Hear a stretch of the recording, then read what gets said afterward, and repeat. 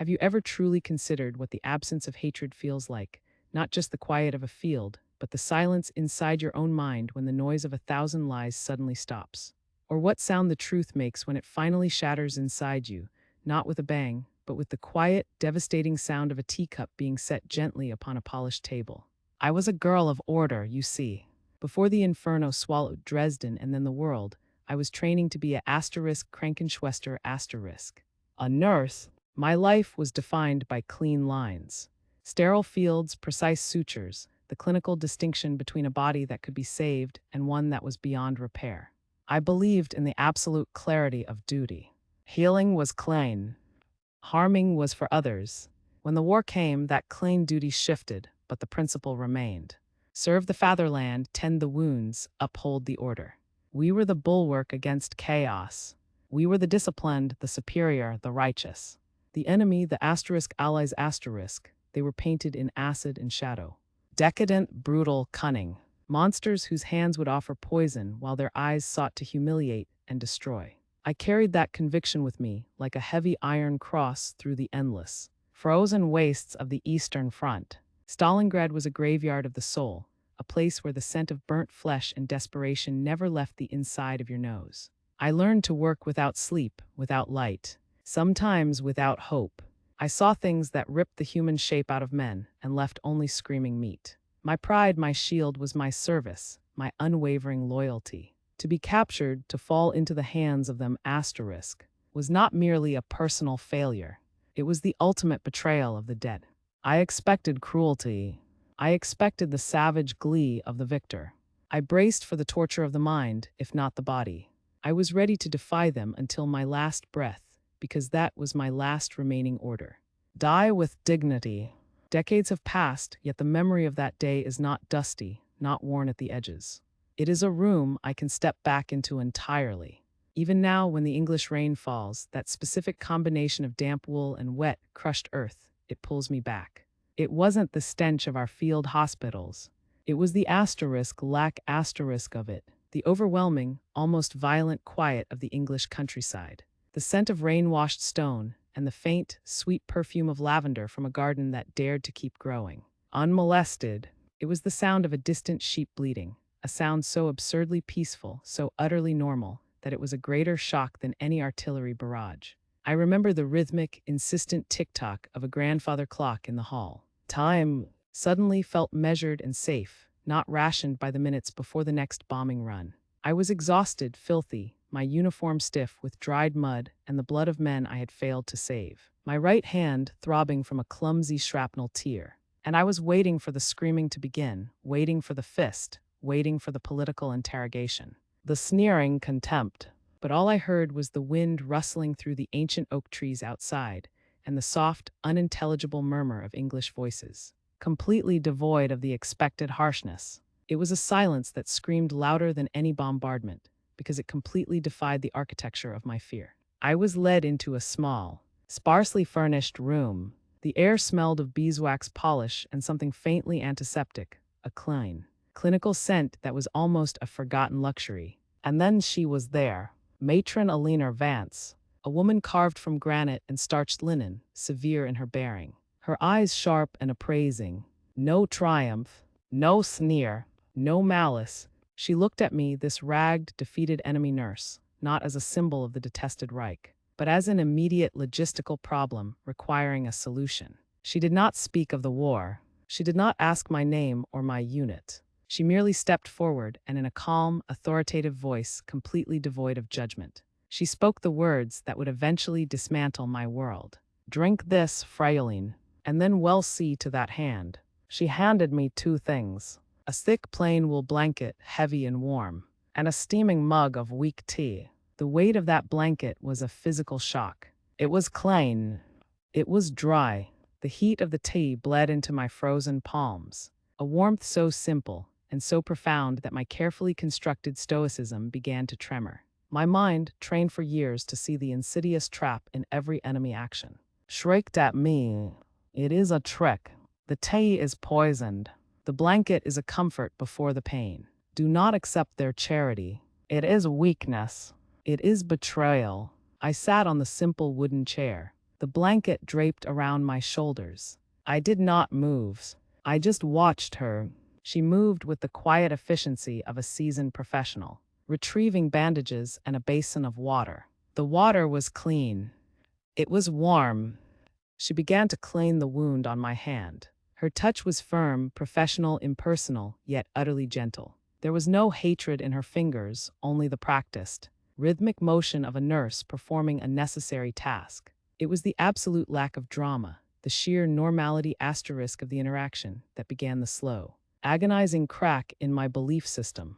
This was not the monster I had been promised. This was a woman doing her duty, exactly as I had done mine, 1,000 times over in the freezing mud of the Eastern Front. For the next few weeks, the internal war raged hotter than any fire I had witnessed. I observed them all, the orderlies, the guards, the other nurses. They were not sadists. They were not swaggering beasts. They were ordinary people.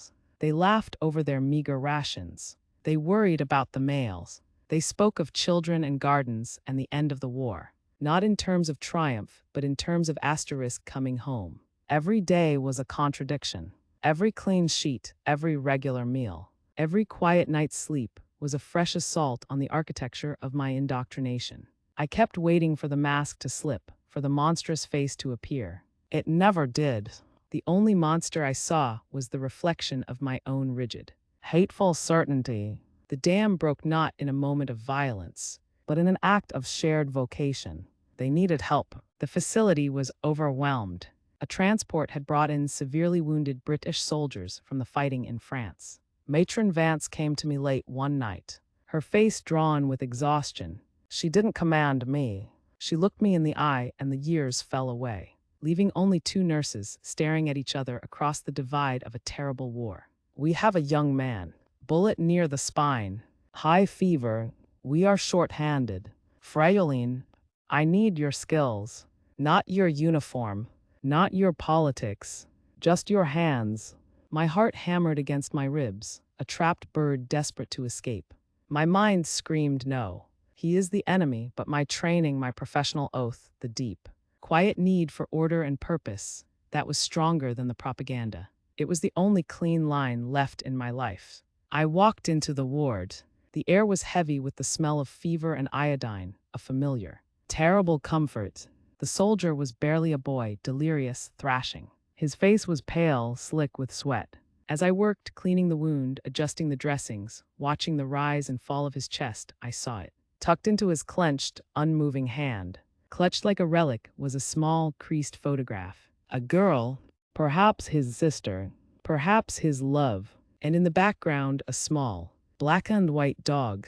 I worked all night. I worked with the relentless precision of the Krankenschwester I was. I fought for his life just as I had fought for Hans, for Karl, for the anonymous men who had died screaming for their mothers in the frozen Russian trenches. I administered the limited morphine, sponged his burning skin, and whispered the calming, meaningless assurances that are universal to all nurses, regardless of the uniform. And in the hours before dawn, as the fever finally broke and his breathing steadied, I looked down at his face. And I did not see the enemy. I saw a suffering human being.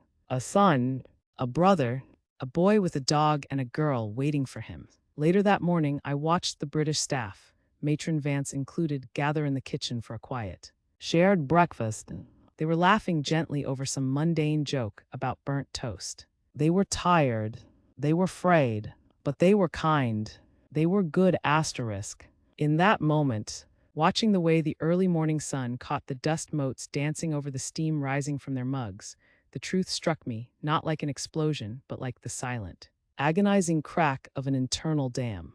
The narrative I had built my life upon, the foundation of hatred and righteous superiority, it was a monstrous, soul-destroying lie. The enemy was not an amorphous evil. It was composed of ordinary people capable of immense grace. The men I was taught to despise were the men I had just saved. The dignity I had clung to in defiance was meaningless compared to the quiet, devastating dignity they had offered me simply by treating me as a human being.